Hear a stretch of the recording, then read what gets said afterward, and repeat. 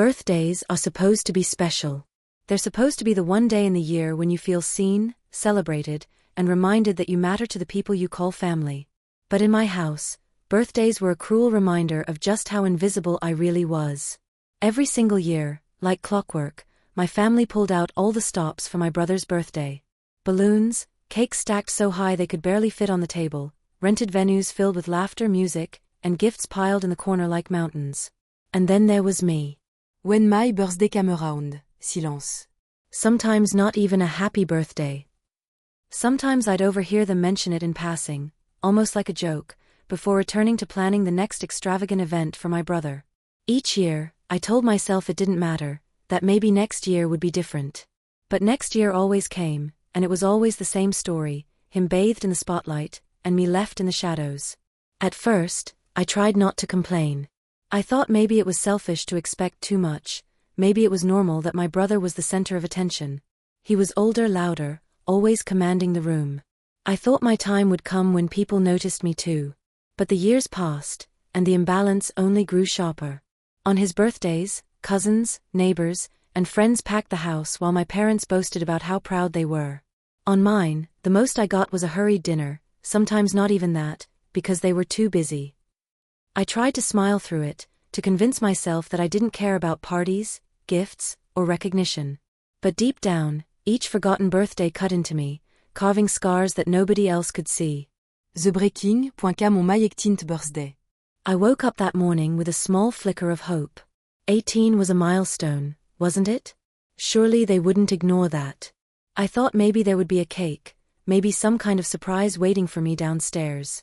But when I walked into the kitchen, my parents were too busy finalizing details for my brother's birthday party, which was still weeks away. They barely looked up when I entered. I stood there quietly, waiting for someone to remember. The silence dragged on, heavy and suffocating. Finally, my mother glanced at me and said absent-mindedly, "Oh, it's your birthday today, isn't it? Happy birthday." And just like that, she went back to discussing the guest list for my brother. Something inside me cracked. That was the moment I realized I had been living in a story where I was nothing more than a background character in my own life. I was tired of being invisible. Tired of being forgotten. And for the first time in my life, instead of swallowing the pain, I let the fire inside me grow. That fire became resolve. I wasn't going to wait for them to give me the recognition I deserved. I was going to take it. From that day forward, I changed. I stopped wasting my energy trying to please them, trying to be noticed. Instead, I poured myself into building my future. I studied harder, worked part-time jobs, saved every penny, and built a world where I didn't have to depend on their scraps of attention. While my brother basked in the fleeting glory of birthday parties and shallow praise, I was laying the foundation for something real. They didn't see it at the time, but every rejection, every forgotten birthday, was shaping me into someone stronger, sharper, and more determined than they could ever imagine. Years later, the tables turned in the most poetic way. My brother, the golden child, had grown arrogant from all the attention. He coasted through life thinking everything would be handed to him, that he would always be the star of the show. But real life doesn't care about golden children. His careless choices, reckless spending, and entitled attitude eventually caught up with him.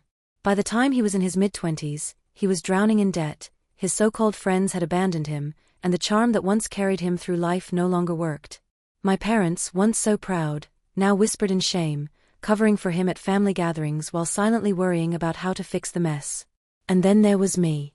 The forgotten one. The child they had dismissed and overlooked had built a stable career, carved out independence, and earned the respect of people outside the family.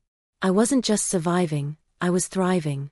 And that's when the opportunity for revenge presented itself. It was my brother's birthday again, and despite their struggles, my parents insisted on throwing him another lavish party, as if pretending everything was fine could erase the reality of his failures. But this time, I didn't stand on the sidelines. I walked into that party with a quiet confidence they had never seen from me before. I wore success on my shoulders like armor, and I could feel the shift in the room the moment I entered. Relatives who once overlooked me now gravitated toward me, curious, impressed by what I had become. My brother, once the center of attention, looked small in comparison, his forced smile betraying the insecurity he tried to hide. And then, in the middle of the celebration, I did something bold. I stood up and announced that I wanted to make a toast. The room fell silent, all eyes on me, something I had never experienced at any of these parties before. I raised my glass and spoke with calm, deliberate words. I spoke about being overlooked, about the years of forgotten birthdays, about the way favoritism had shaped me. I didn't yell, I didn't cry, I simply laid out the truth in front of everyone. The silence grew heavier with every word, and I could see my parents' faces turn pale. My brother's eyes burned with shame. When I finished, I ended with a simple statement: "Thank you for forgetting me all those years. You thought you were breaking me, but you were building me. And now, I no longer need your recognition. I've made my own." I placed the glass down and walked away from the table.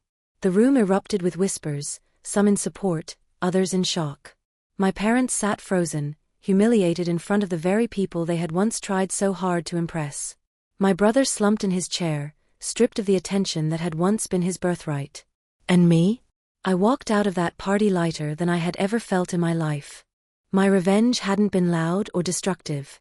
It hadn't been about tearing them down, it had been about rising so high they could no longer deny me. The humiliation they felt was nothing compared to the years of invisibility I had endured, but it was enough. They finally saw me, and they would never forget me again. As I left that night, I realized that revenge doesn't always have to be about inflicting pain. Sometimes, the greatest revenge is showing the people who tried to break you that you not only survived without them, you flourished. And so I ask you this: if the people closest to you made you feel invisible, would you keep waiting for them to see you, or would you rise so high that they regret ever overlooking you?